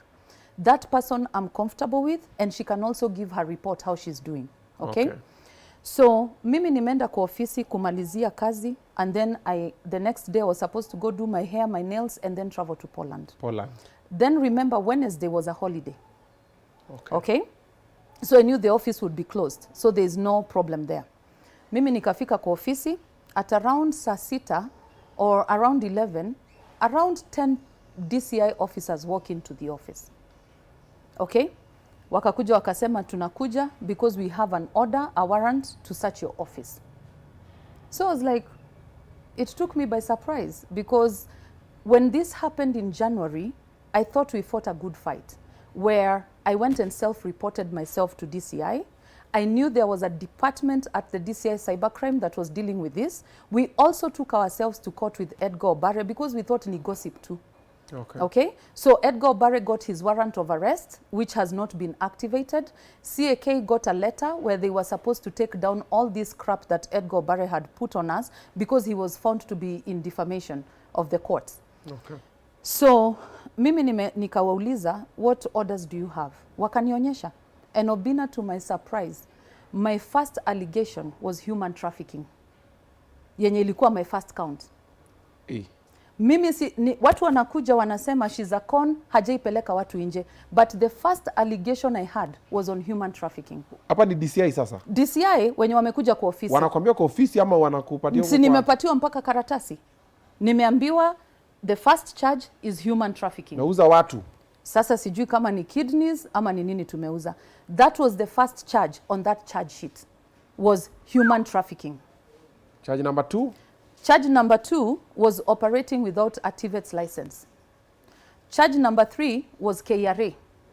Charge number 4 was fraud, like kuchukua pesa na uongo. What is it called? Conning. Yeah, conning or cheating. You're a something. con woman. Yeah, you're a con woman. But to me, all these charges did not, you know, carry me away like the one for human trafficking, because I know what that means. So, mimi nikashindwa ha. So, the way they came, of course, that charge carried more weight at that time. Okay. So they said they needed to grab our computers. They took Yvonne, they took another lady called Liz and myself. Wakachukua kila kitu. Pigwa pingo? No. There was no pingu. Actually, they were very nice, to be honest with you, because we cooperated. Kwani nyinyi mlikuwa na DCI gani? Walikuwa wazuri. So uliingia kwa Subaru? Not Subaru. They had like a van. Wewe unakujiwa na Range Rover kubwa? Walikuja na ile Probox, I think. Ulikuwa kwa Probox? Nilikuwa kwa Probox. I think kama gunia? I think no, they were nice. I wouldn't want to put that on anyone. Oh. So because of that charge, of course with the weight it carried, wakasema lazima I accompany them to DCI to do a statement. So at that time I called my lawyer. Now remember, at the same time there's this impeachment thing that's going on. Okay? So mimi nikasema, what a coincidence, because one, I knew I was traveling. I had not told so many people, to be honest with you, because I knew the company was very unstable. So I didn't want to unsettle my employees. Only very few people knew I was traveling to Poland, and it was for the better good of these students. So mimi nikachukuliwa nikapelekwa DCI. Wakaniambia in a nice way. They were like, now we have taken everything we need here. Your electronics, wakachukua simu zangu 2, wakachukua za Yvonne, computers and all that stuff. And then wakasema, we need this particular month, month tunataka files za students. So I already know what was going on, which I'll not say here because I already know what's going on. It will play in court, I'll let that play in court. So tukapelekwa kwa DCI. Kufika kwa DCI kukaa tu hivi, nikaambiwa you're under arrest. Just so you know, you're under arrest. That's how it, yes, that's how it played out. You're under arrest for human trafficking. Na on Thursday, unapelekwa Kahawa for human trafficking charges. Hapo ni Kiambu Road? Yeah, the main DCI office. Katupwa kwa cell. Sasa, mimi nikaita wakili. So I called my lawyers and they asked, why is it that she's not being given bail? Because even murderers, Obinna, get bail. Okay? So mimi nikaambiwa sitaachiliwa because of human trafficking charges. Now, very conflicting that we have human beings who are fighting us right now that atujapeleka mtu yoyote abroad. And here, I have human trafficking charges. Okay? So my lawyer came, including my aunt, including my family, and we were trying to find out how come I'm even being denied bail, which was denied. So kukasemekana, I have to go to Muthaiga, spend the day there, then go to Kahawa. As of that time, it was human trafficking charges that were carrying the day. Okay? Obinna, shule yangu haijapeleka mtu directly abroad. That one I can declare. But we have taken students who have already had visas. We have helped, unakuja unasema niko na visa, I just need a job placement. Those ones we have placed. This is the year now we are beginning to take students abroad. And I'll tell you why, Obinna. By the closing of December 2023, we had over 20 students who had gone to the Canadian embassy. Okay. By that time, we didn't know that people were so out to malign the company. So we had an employee mwenye alikuwa kikey in documents za students, because every recruiter around the world huwa anatupatia requirements zake. So akitupatia requirements, we ask the students for the requirements. Some of them will even say do not pay. Some of them will say pay this amount. Some of them will say we need these documents. Sini kweli, I'm not a recruiter. Yeah. I only partner with these recruiters. So as of December, which will change people's minds about Westwick, we had over 20 students who had gone to the Canadian embassy and they had already taken their biometrics successfully. Okay. So come January, as a director, I was anticipating that I would have at least 15, 18 students travel. Kumbe hii sabotage ya Westwick ilianzia October of last year. Ni kitu imekuwa ikipikwa. Okay? So as of October of last year, they had walikuwa wameingia kwa kampuni wakachota wafanyikazi wawili na a couple of students to create this whole facade. Okay? And these are things we can show on paper. By kuchota, what do you mean? So I think they paid them something. Oh, so it's like an infiltration. Yes. So wanaambia be our eyes. Yeah, be our eyes, you know, because all they wanted to show is that Westwick is not working. We are here to scam people. And you see, Obinna, every bump yenye tumewekwa, tumepatiwa, we have been able to jump through the hoops. Okay. So I think the more we progressed, the more people got angry, the more people got jealous, the more people wanted to demean us in some way. So our wafanyikazi wawili, one of them is the one who used to create emails for students. Anaweka documents zao for the Canadian embassy. She had a company laptop. Okay? She is the only one who had the keys, the passwords and the emails. That's how much we trusted her. Sasa when this sabotage ilifanyika na Edgar Bare ikaenda viral, tukaanza kuona documents za kampuni, they are being shared everywhere. So I'm like, who is leaking these documents? We realized this lady did not bring back the company laptop, but she had actually resigned. And when she was asked to bring back the company laptop, she didn't want to bring it back. In fact, we had to go to Gigiri. We have an OB number where we got that laptop in front of police officers. She was summoned and brought that laptop back 2 months after. We were able to secure that laptop. But by the time we secured the laptop, all our students, when walikuwa wameenda Canadian embassy, walikuwa wamenyimwa visa. Obinna, how do you answer over 20 students kunyimwa visa from one institution? So students started calling us. Tumenyimwa visa, tumenyimwa visa. When they went and they got their login, because when this girl was brought to the police officers, alipatiana laptop na akapatiana logins. Now, just so you know, because people might ask, as a director, how come you didn't know this was happening?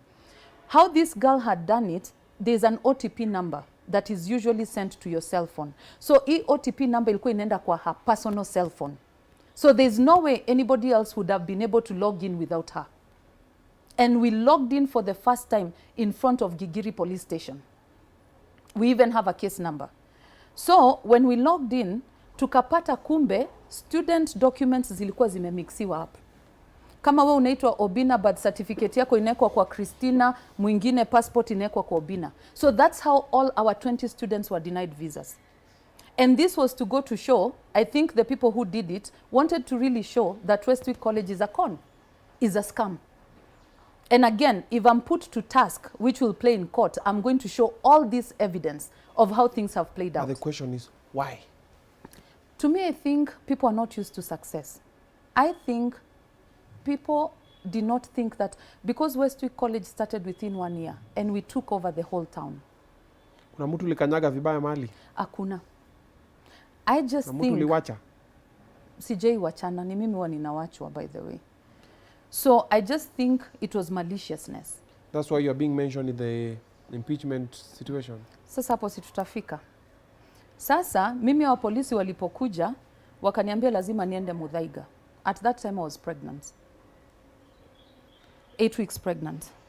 So I didn't talk about it because I felt talking to them about it, they would think I'm looking for sympathy. The same day I was transporting a critical child, 5-year-old child, to Eldoret. Nilikuwa ninamsponsor. Alikuwa anaenda kufanyiwa chemotherapy. Amepatikana ako na leukemia. So while I was going through all this, I was trying to coordinate this kid's transportation. So for some time, waliniacha na simu yangu. Until the minute sasa nilifika kwao, wakasema, you have been arrested, which was out of disbelief. So we tried to put bail, wakakata. So we tried to figure out what is the vendetta against me, or what is all this? You know, the lawyers were running around trying to figure out, tunaongea na wakubwa. It seemed like we couldn't find answers. Kesho ni holiday, so there's nothing much we could have done. So mi nikapelekwa Muthaiga. Kufika Muthaiga, I find that all the fertilizer people at Muthaiga, wenye wanaambiwa wamefanya hii fertilizer thing. So what a coincidence. Oh, amuko mabeshte? Siku hata nawajua, hata sijui fertilizer inakaje Obinna. Even if you were to place fertilizer here, I wouldn't know this is fertilizer. But sasa kama unaweka watoto kwa nini utajua fertilizer? Kama tunapiga fertilizer. Unajua fertilization only occurs in the nini. Mnatakaje kila kitu iko sawa? Au unataka kuchange nini? Aya, si uchange it. Simu nipatie break. Change it. Kunywa maji. Nipatie ni break. Yes, what you're seeing now is Obinna Show Live crew in action. That's my team. That's one of them. We have about 5 of them over here. You're learning videography, photography. Maybe you want to do production. Maybe you want good quality videos and you're wondering what to do. Now, I have a deal for you. Gold Child Media Training Institute. Their poster is going to be on the screen now. Their intake is ongoing. They're trustworthy and they know what to do. You want to get a certificate. You want to get a diploma. You want to get your hands in the action. Usikuna kana sema, I want to be like Obinna. I want to do what Obinna does, but you've not gone to school. You have to go to school. That is Gold Child Media Training Institute, and they're presenting to you empowerment through expression. You get in there, you express yourself. Na ukipitia sometimes in the lecture also, utanipata huko, nimepitia naongea na wewe kidogo na kupatia motivation na kuinspire na kuambia by the way ukitaka kwa kama ujamaa burudi pale kidogo. Unaona kazi ile anafanya hapo? You have to go to school for you to learn how to operate that camera. So talk to Gold Child Media Training Institute. You get to enroll now, you get to enroll your son. The schools are closed by the way. Asikae nyumbani sana nini. Anaweza learn part time, then shule zikifunguliwa anarudi. Their contacts are on the screen. Get in touch with them. Ufundishe mtoto wako aweze kufuata passion yake ama ni aje. Haya, sasa wewe nikabukiwa. Yeah, there you go, Gold Child Media. Okay, ukabukiwa na watu wa fertilizer. Nikawekwa huko. Mulikuwa kwa cell moja? Hapana, walikuwa kwa cell ya wanaume. And then for me I was only with one are they called roommates or cellmates? Cellmate. So I saw a picture trending, just to note, hakuna mtu alipiga hiyo picture. That picture had really been doctored by the big OG, BNN. Hakuna picha nilipigwa, hakuna mali nilikuwa nimefungwa. You know, it was showing that I was handcuffed. I was never handcuffed by anyone. Okay. So I went to the cell, I was booked in, and the first person I called was my brother-in-law at the time. You're married? I thought I was. And then the second time I called, the second person I called was my husband. Yes. Your husband who? Mwingine tu hapo tutamjua tu. Ngoja, hebu cheza hiyo that photo. There's a photo kuna ameshika mtu hivi. Unaambia kama that's your husband. Sema do you the person you see here. Acha nikuonyeshe hapa. Wacha ikuje. Unajua hii iko mbele kidogo. Nalo ndio hiyo. That's your husband? At least I thought. You thought? Hapa ilikuwa ni wapi? That was at our office. West Street Mumetoa College. hiyo picha wapi? Yeah. Mimi nilipatana na hii picha niko zile. Okay. Haya, hebu hiyo picha ingine. So hii ilikuwa kwa ofisi Cheza ingine. Umeshaweka? Oh, ni delay kidogo ya nini hapa. Tuone ikikam. Hapa ilikuwa ni wapi? That was New Year's. Where was it? That was ni wapi nilikuwa nimepelekwa? Takana. I think is it Lodwar Takana? I am a married man. I'm a married woman. Drop another one. So this is not your husband? I was divorced I was divorced I think on TV while I was going through. That's my grandmother and my husband.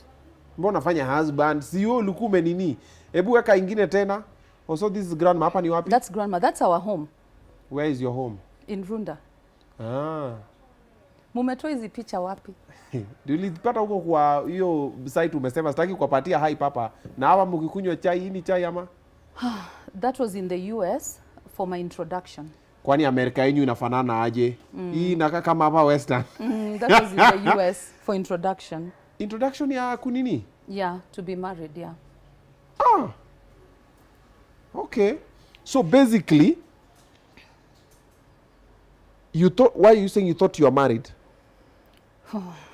Okay, ulipiwa mahari? Yeah. Yes. Nani alipewa mahari? Your parents? My parents. How much? Siwezi sema sababu sijui. Ballpark, ujui. Because we went to the US May 14th. In fact, when all this was playing, this was my anniversary. This was my 1 year anniversary when all this was playing. Oh, you just been married for 1 year? Yes, but we had known each other before that, but we have only been married, you know, for 1 year. For 1 year. You're living in the same house? No. He has a first wife, which I knew about. He's a polygamous man. So I knew I was getting married as a second wife.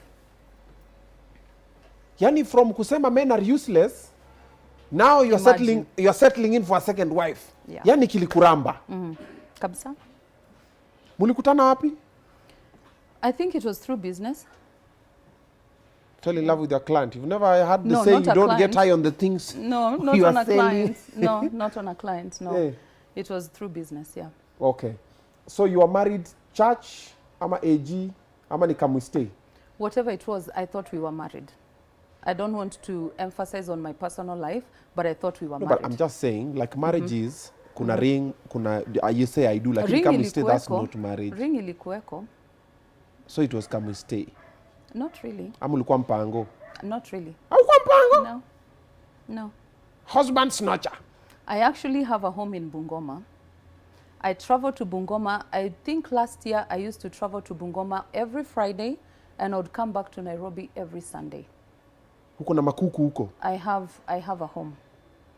And at that time I thought there was the dream. Okay? Which dream? So Your second wife? I thought because I was legally married.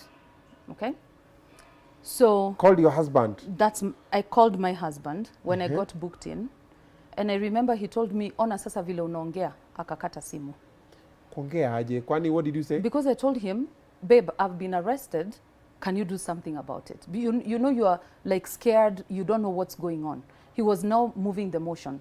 Alikuwa anafanya hizo vitu za impeachment. So he told me, ona vile unaongea kakata. Then I called my brother-in-law. Nikamwambia, I've been arrested. Akanyamaza, akaniambia, I'm very far, call your lawyer. So at that time, I knew I was all by myself. For some reason, I just knew I was by myself. I was alone. And remember, this thing started playing back in January. So since this thing came to the limelight, I could see a change in my marriage and I could see a change in my husband, basically. And at that time, I started asking myself, after the rain pours and the sun comes, do I want this person in my life? Basically. So since January, I've been going through these thoughts of, do I really want this person in my life? So with whatever he said on TV, like, you know, he put it very raw, where he said, ninasikia kuna mtu ameshikwa, and you're saying that's my wife, I expected it. So it was not a surprise because I saw there was no support. Yet I had supported this person as a wife. I have a project in Bungoma where we do menstrual cups. I have supplied over 8,000 menstrual cups to unfortunate girls to empower them. I brought Americans here to support a lunch program in Bungoma. I did so much for people. But right now, nobody sees it. Right now, because Christine is going through it, she was dispensable, basically. Kusema people, si uongeleshe tu direct. Why? Stop beating around the corners. Talk to him directly. Not just him, Obinna. I'm talking about everybody in that circle. Because you see, hapo umeshikwa, and all your the dial calls, the people you thought would come to your aid, wamekutoroka. So that's why I'm saying people. Okay. Because at that time, the only people who came to my aid were my family. Okay? So at that time, I didn't know I didn't have a husband. At that time, I operated as a married woman. Umeelewa? So, Tini juzi tu. yeah, and I was in Bungoma with him Saturday and Sunday for me to be arrested on Tuesday. Just so you know. Because I had gone to look for him, kumuuliza, sasa sababu ninaenda, I'm going to Poland. Are you going to watch the kids or what are we doing with the kids? Oh, muko na watoto? I don't want to answer that. I don't want to bring my kids into this conversation. But muko na makuku? I don't want to bring that into this conversation. Makuku! I really try to protect my kids, like, through such things. But do you cook? Do I cook? Yeah. I had to learn through it the hard way. So umejua kupika? Ninaamshwa saa 8 napika ugali na samaki na hata inaungua. I was never brought up for that life, to be honest with you. But you can cook? I can cook, yeah. Si kuchemsha maji? No, I can cook. No, I can So cook. mzee akuwa analala njaa? No. No. Ama ulikuwa mtu wa maringo? No, Don't no, touch me. Actually, I didn't even have a nanny in that house. I cooked myself. Alafu, don't touch me. Oh, Not really, don't no. prefer me, napenda microwave. Not really. I would Because- wake up. I would actually wake up at 2 a.m. to make him ugali and to make him his meals. We are not talking about ugali now. He takes a lot of ugali. That's why I'm saying ugali. What are you talking about? Wait a minute. What are you talking about? Si microwave, like, Stakis. ulikuwa msewa, don't touch me, I prefer microwave, oh. Because labda, we're just trying to get, maybe, that is why ukawachwa, akasema, sasa huyu, anakatanga, you are a second, you know, second wife is supposed to be a performer. I don't want to discuss Na waka kama generator. I don't want to discuss that. No. Come on, Christine. No. Yani umetoroka hiyo story. No, that one I cannot Okay, discuss. let's say it's like this. Ulikuwa una deliver. I don't want to discuss that because I think that's below me. Could deliver. I want to Like, discuss- were you doing your wifely duties? 100%. Actually, I would say 150%. Because financially I was there. As a wife, I was there. Like, I've tried to think, where did I go wrong for someone to do this to me? Obinna, in April of last year, we lost our son called Tiwa. That's why I carried this on me. And when we lost our son, I was very new to Kenya. I nearly died at Nairobi Hospital. I had to be transfused. I went through surgery twice. So I carried this person, and I've carried him with a lot of respect and dignity as a husband because of what we went through. Okay. Okay? So to discuss the most, I don't want to do that because I think it kind of washes away the most important bits. And I'm not bitter with him. I'm not upset with him. He did what he did because he felt it was right. And thank God, I'm an empowered woman. I'm an independent woman. Life still moves on. So when I came back on Wednesday, I stayed in Uko, Muthaiga. On Thursday, that's when I was taken. On Thursday morning at 6, nikaambiwa charge sheet imebadilika. So the human trafficking charges were dropped. Nikabaki na charges za running a college, an institution without a certificate. And then there was cheating somewhere. So when I was arrested, there was human trafficking charges somewhere. And then when I was going to court, the charges changed to running a college without accreditation. Okay? So kukasemekana sitapelekwa Kahawa, nitapelekwa Kiambu. So I was taken to Kiambu law courts. So when we got to Kiambu, I was already bleeding and losing my second child. Okay? My child with him. So the magistrate, was moved to it, and I was booked at Nairobi Hospital. So when I moved to Nairobi Hospital, I called my husband. Again. And I told him, I have been scheduled for surgery tomorrow. So are you going to sign my documents? Are you going to come and see me? And he told me, just let the doctors call me, because the doctor who has seen me is the same doctor who was with me when I nearly died in April. So akaniambia kesho, before surgery, just tell him to call me. So kesho, in the morning, I was scheduled for surgery, which I went for that said surgery, where Edgar alisema fake diagnosis. Well, I was dying, in fact. So nikaenda hiyo surgery. So I went to Nairobi Hospital on Thursday. On Friday, I was in theater. Okay? So nilipoenda huko, my husband was called severally. Hakuwa anachukua simu. By the doctor, hatachukua simu. So my cousin called him. Wanasikilizana. So my cousin was like, let me call him to let him know that you're being wheeled in. So when my husband was called, he gave an answer. Alichukua simu. Akasema, this is going to ruin me politically. I don't want to be a part of it. Akakata simu. So I was on my own at that time. Okay? So I went for surgery. The bill was around 1.6, which I paid. 1.6 million within 5 days, which I paid. I paid the bail, and the bond. And the hearing is coming out in July, basically. So I didn't know what was going on, Obinna, between me and my husband until after I saw it. Sasa nilipoenda nyumbani, that's when I saw how he was speaking in parliament. Oh, ita mkiwa usio kumeona. I was not watching TV. I was busy recuperating after losing a child. So After I go home, that's when now I started, because remember, I don't have my phone, I don't have my laptop, I don't have anything. So mimi nikaanza kuplay TV, YouTube, ninaanza kuona that stranger is not my wife. I only have one wife. Naanza kuona hizo vitu zote. So that's when I knew I was divorced when I was in the hospital. God damn. Hamjaongea? No. Hujampigia? No. Hajakupigia? No. Hajakuja home? No. And do I want to? No. But you have a child together. Do I want to? No. Why did you decide to be married as a second wife? Because I didn't want too much responsibility with a man. Si uko na huyo bibi wa kwanza. You take your responsibilities there. I've never been a marriage material. Then why did you get married if you're not a marriage material? Because for some reason before there was love. And he moved me to believing that marriage could work. Even though I believed marriage would never work. Or you were in love? Yes, I was in love basically. And I saw a lot of potential because the first 1 year we moved really fast. And he meant well. And I'm not here to talk down at someone that I once loved like he talked me down. So basically what I'm going to say is this.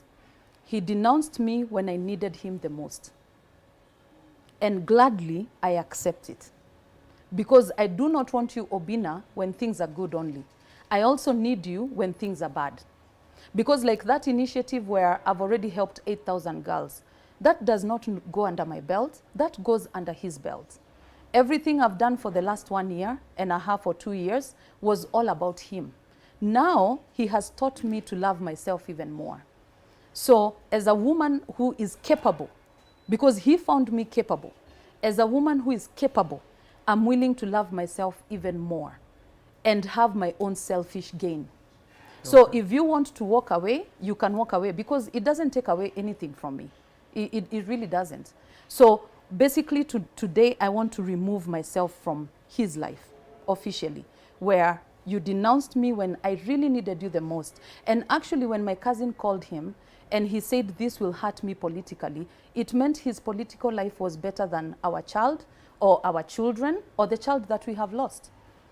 And if your career is much more worth your family, then I have no business with you. Because I also have a flourishing career, believe it or not.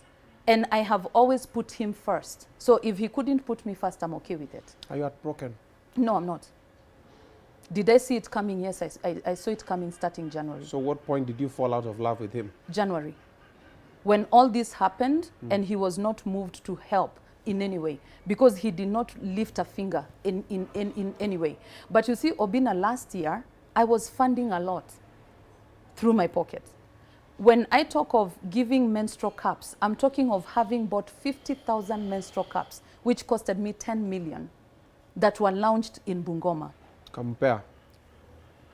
Then I'm talking about funding every month worth 300,000, because these women who are going to educate these girls on menstrual hygiene, I was funding myself.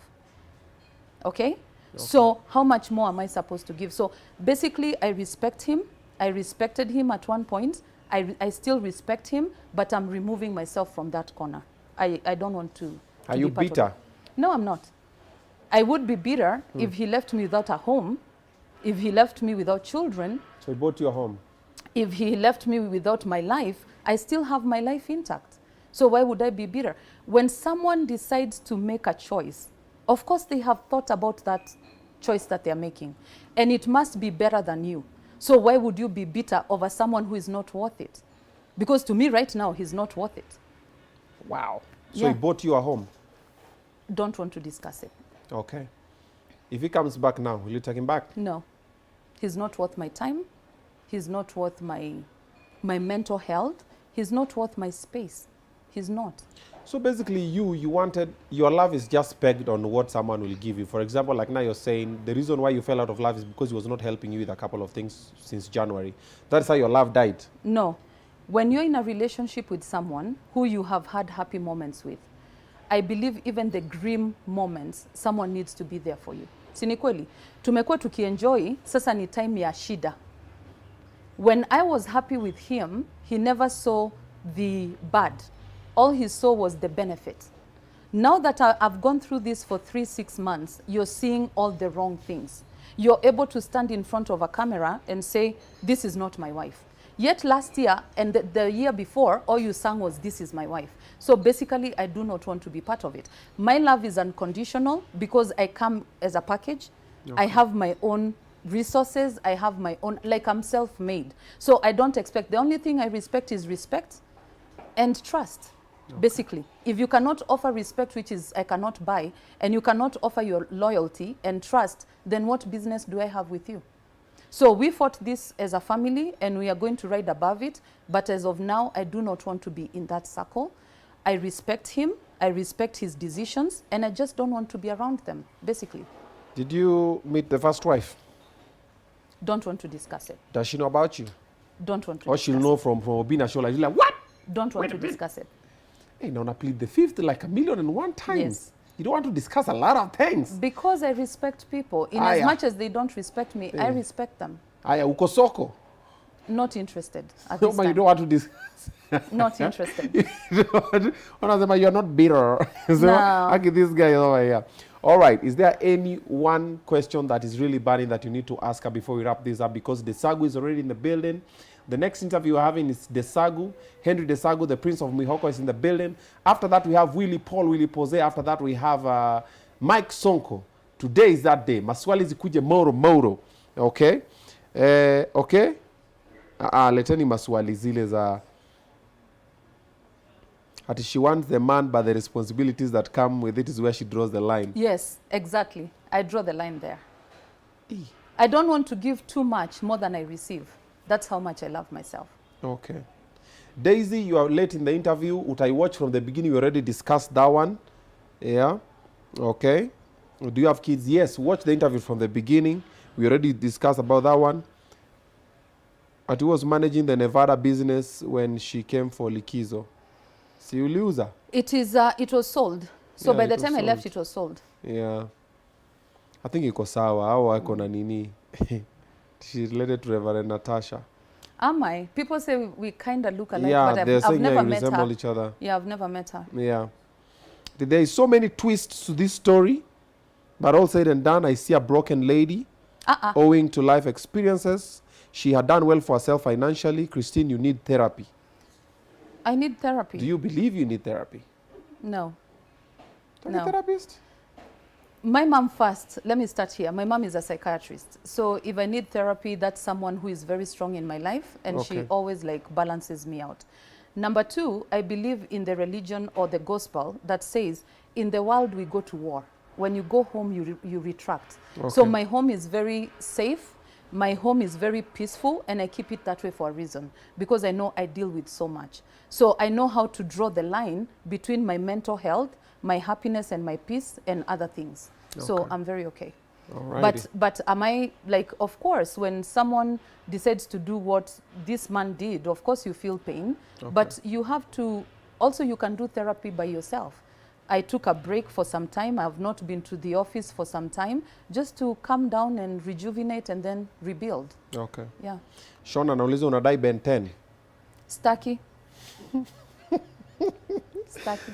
Joby Rawlings, we are the same question. You guys, come on, stop it, man. I'm saying Ataki. Sitaki. Yeah, Ashley, Lydia, Staki. Kibet, Viola, Cindy, Joby, Unika, Kelvia TV. Amesema Ataki. Yes, I anarudi huko kwa nini. Staki. Yeah. Speaking of which, we are going on tour. I'm going on tour. I'm bringing Obinna Show live, and I'm bringing them on Facebook with me, and I'm bringing many other entertainers with me as well. Comedians, musicians, dancers. Swali ni tunaanzia wapi. So we asked people, and a lot of people wanted us to go different places. So what we have decided to do is this. In the description of this video, utapata link. Enda hapo, nunua ticket ya kwako. Kama uko Narok, nunua ya Narok. Kama uko Kisii, nunua ya Kisii. Kama uko Kisumu, nunua ya Kisumu. The first place to sell out their tickets, hapo ndo tunaanzia. Hakuna regular, hakuna VIP, hakuna VVIP. All the tickets are 1,500 and they are very limited tickets. So ukiingia hapo ambia watu wako wachukue tickets. Myself and them on Facebook, we are coming on tour. We are coming to your town. Let's come and have a good time. And when I'm there in your town, tukishamaliza kucheka makomedi nini, nakaa chini hivi venye nimekaa na Tina, tunakaa na MP wenyu, tunakaa na MCA wenyu ama na governor wenyu, tunapiga story na itakuwa live, itakuwa Obinna show live kwa ground, tunaipiga, but that's after comedy, after tumecheka, after tumedance. So let us know by voting. Unaingia kwa description, kuna link hapo, ingia MadFan, buy a ticket ya area yako. The first place to sell out their tickets, hapo ndio tunaanzia. Kazi kwenyu. So my dear, thank you so much for coming through. Thank you for having me. Maisha yako ni sinema. I know. Yani with all the money that uko nayo saizi unateseka hivi? Sijateseka. Kimapenzi? Nalala vizuri kabisa. Sikibaridi. Nakula vizuri kabisa. Sininezeka AC na hita kwa nyumba. Yo, umenipata. Yeah, hakuna baridi. Sasa mambo ya wanaume umesema umemaliza nayo. Nimemaliza. I tried it, I didn't like it, I'm done. So now I want to focus on delivering what I have promised people. Okay. There's a lot coming from Tina. Okay. There's a lot that you're going to see of Tina starting Kimaliza from now kesi. on. Tukimaliza kesi, mutaona more. Okay. Yeah. Aya, kurudi maju? Hatupangi kurudi, but we still go and visit. We still go and visit. This is our home. We have a huge agenda that we are going to be rolling out in the next 3-4 years. Okay. So we want to prove ourselves and we want to show people what we are capable of. I'm not one to run away from problems. So I want to fix this, clean the name, and then proceed on to the next. Okay. Yeah. All right. We wish you well. Thank you. Wengangana nayo, wacha mabloggers wa post. Wacha wa post. At least umeclear air, umesema receipts walikuwa nazo hazikuwa legit. Wacha tungoje koti itasema. Na Edgar, thank you so much for motivating me. I've never been a social media person. But because of Edgar nimetoka. So you're going to see me, you're going to see me grow much more. Thank you for the motivation. Yeah. Kuwapostia ma pictures hey. There you go. Naweka hapo. There you go. Alrighty. Yeah. So thank you so much for watching this episode. Remember, we have merchandise. If you want to support the show, Obinna Show Live merchandise, from hoodies to my t-shirt to my trouser, mpaka ma boxer. Tuko na imeandikwa hapo mbele Obinna Show Live. I wouldn't wear that one, Obinna, hata wewe. Mbona ni kusupport hivyo? If you love the show, come on, nini ka box hapo mbele Obinna Show Live. Jina yangu iko hapo mbele ya Bangkok. So you got to call the number on the screen if you want to buy merchandise for the show, and we'll be very, very grateful. Thank you so much. We're coming back in a short while with the Sagu. Pia hiyo ni live. Then after you Willy Paul, then after you Mike Sonko. Leo nile siku, siende pali.